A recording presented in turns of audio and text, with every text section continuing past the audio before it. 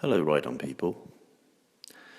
One thing you might not know about me is I like to write in my spare time, and I've written a motorcycle-themed murder mystery thriller called 415.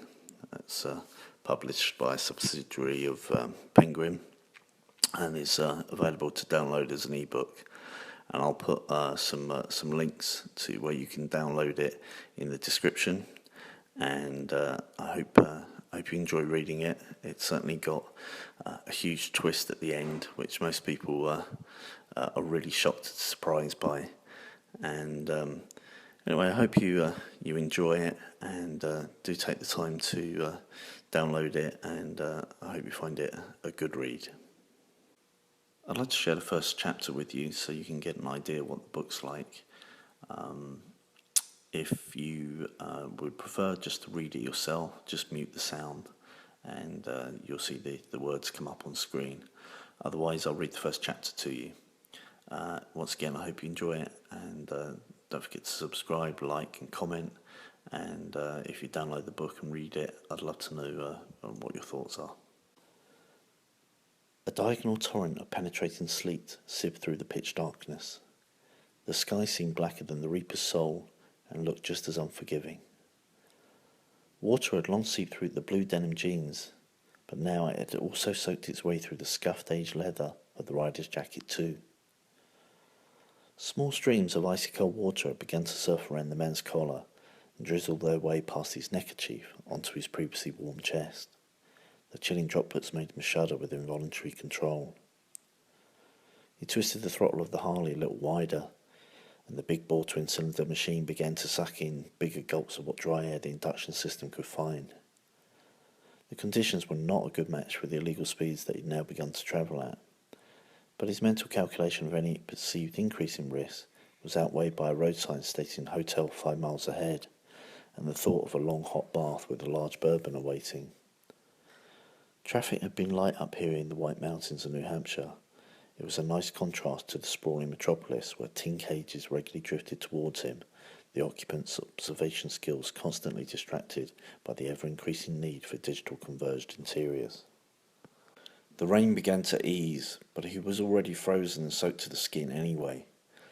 The tall trees of the dense forest enveloped the winding road, and the full moon helped mildly illuminate the otherwise unlit way ahead. The rider felt that with his quickened pace that he would make the hotel within only the next minute or two, so he continued to press on, winding the throttle almost to the stop. He leant aggressively into the approaching bend to counteract the motorcycle's centrifugal forces that attempt to upright the bike. The machine's suspension began to compress and settle into firm support near the corner's entry. The man screwed his eyes into narrow slits and peered through the curve, finding it hard to accurately judge the apex and exit. The forceful rain, darkness, and poor light dispersion from the small single headlight unit failed to support the man's cause. Eventually something loomed large, something dark, wide, and very close to him. Before fully realizing it, he was directly within the path of a huge male moose, and was barely a second away from hitting it squarely about its midriff. Target fixation, they call it, when you cannot take your eyes off an object and are mysteriously drawn directly towards it, seemingly paralyzed to resist the deadly charms of the solid, otherwise inanimate object.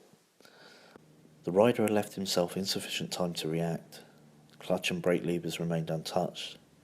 He couldn't have even begun to scrub off the slightest momentum. He hit the moose at full speed.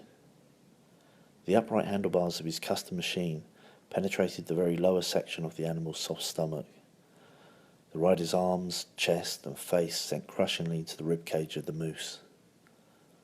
The riderless motorcycle passed underneath the moose and continued on its way, till finally gravity got the better of it and it fell heavily onto its left side. The bike slid briefly before its foot peg dug into the road, flipping it over onto its other side. The momentum continued in a shale of moonlit sparks and metallic grinding noises, before the powerful machine eventually slowed on the opposite carriageway, performing a perfect pirouette prior to becoming as quiet and as still as the surrounding forest.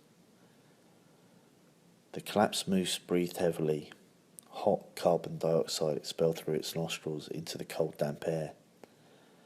Every few seconds it gave out a gruff, coughing sound and rocked uneasily. With no known predators, a moose feared nothing and was now paying the ultimate price for its innocence. With a broken leg, punctured lung, immense internal bleeding and shock, it would not take long for the moose to succumb to the trauma, and it would be missed. Its partner looked on from the edge of the forest. The jet-black, wet look, pool-shaped eye of the moose slowly blinked in its discomfort, and its heavy head began to slowly sink towards the ground. The moose's breathing began to sound more laboured. Its partner knew it had to live and let die. Reluctantly it turned and took a few silent steps away, head hung low. One final look before disappearing off into the forest darkness. The man, on the other hand, was taken instantly.